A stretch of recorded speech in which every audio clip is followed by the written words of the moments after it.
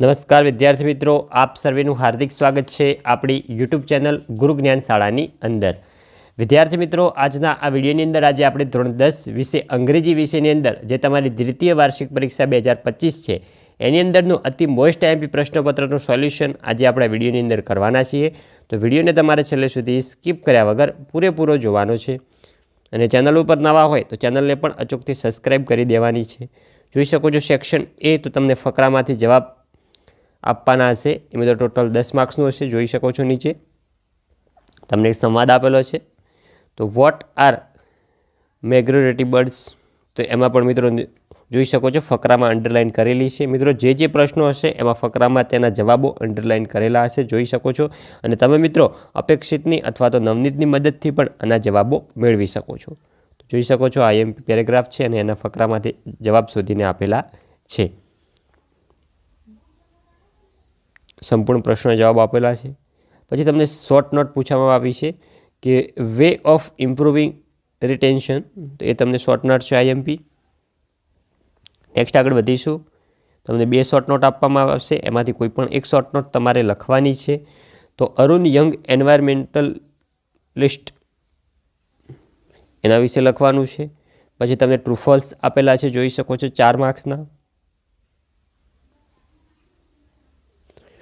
True false પણ તમારે તૈયાર કરી લેવાના છે। હવે જોઈએ સેક્શન બી, તો સેક્શન બીમાં તમને એક સ્ટાન્જા એટલે કે કવિતા આપેલી હશે, એ કવિતા પરથી પ્રશ્નના જવાબો તમારે લખવાના છે। 16મો છે કે what is strange about the blackbirds, તેમાં આવશે the eyes of the peacock.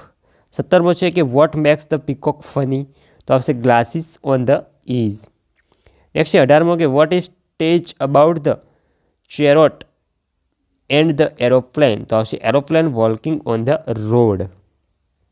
પછી નેક્સ્ટ આગળ વધીશું, read the paragraph and answer the question, તો જે તમારી સપ્લિમેન્ટરી રીડર બુક છે એમાંથી તમને પેરેગ્રાફમાંથી પ્રશ્નોના જવાબો પૂછશે 5 માર્ક્સના, એ પણ તમે જોઈ શકો છો। સંપૂર્ણ પ્રશ્નોના જવાબો આપેલા છે।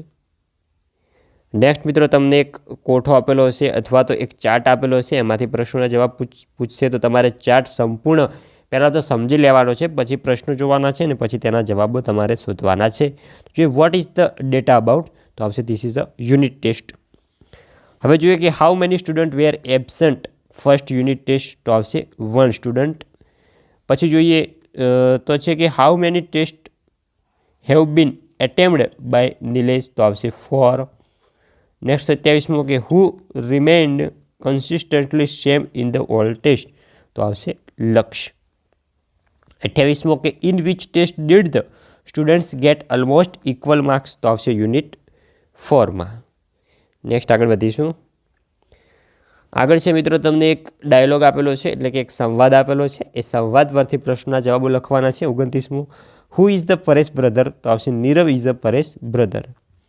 હવે જોઈએ 30મો કે નેમ ધ સેન્ટર, તો આવશે ધ શેરોન કોમ્પ્યુટર સેન્ટર। જોઈએ 31મો કે who said the Shailesh about a call in the afternoon, તો આવશે નીરવ। 32મો હુ આર ટોલ્કિંગ હિયર, તો આવશે Nirav and Shailesh. Section C જોઈએ તમને ફંક્શન આપેલા છે, જોઈએ કે since when have a children stopped the playing cricket, એમાં આવશે ઓપ્શન ડી જોડકા મિત્રો છે આ, તો ડી જે છે કે પોઈન્ટ ધ ટાઈમ, એ મિત્રો સાચો છે। 34મો જોઈએ the peon rang the bell at 12:30 PM, તેમાં આવશે ઓપ્શન સી સ્પેસિફાઈ ટાઈમ તમને દર્શાવવામાં આવેલ છે। 35મો જોઈએ the lady who is wearing a green sari is my teacher, તેમાં આવશે ઓપ્શન બી ડિસ્ક્રાઇબિંગ પર્સન, એટલે કે એક વ્યક્તિ વિશે વાત કરવામાં આવેલ છે। હવે તમને જોડકા આવેલા છે, આ પણ મિત્રો ફંક્શન જ છે। તો ફાધર, તો ઇન્ક્વાયરી એઝ નેટ તમારે દર્શાવવાનું છે નેચર, તો એમાં આવશે option B when do you exam Bing.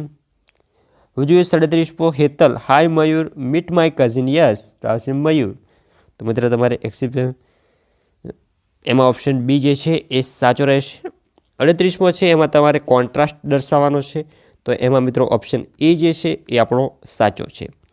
પછી જોઈએ નેક્સ્ટ, તો નેક્સ્ટ તમને 3 માર્ક્સના ફંક્શન પૂછાશે, એ પણ તમે જોઈ શકો છો કે this is the place describing place, તો which is my birthday place, 40 છે ખાલી જગ્યા ઇન ધ સ્કૂલ, ટાઈમ દર્શાવવાનો છે તો how long have you bin studying.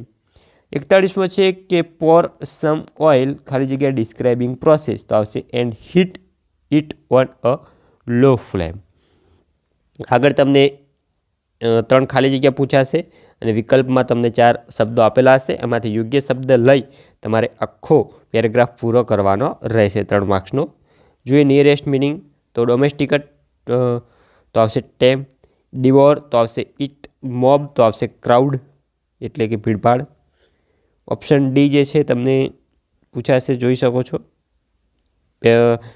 પેરેગ્રાફની અંદર ખાલી જગ્યા આપેલી હશે ને એમાં સાઈડમાં 3 ઓપ્શન આપેલા હશે. એ સાચા ઓપ્શન પસંદ કરી તમારે ખાલી જગ્યા પૂરવાની છે.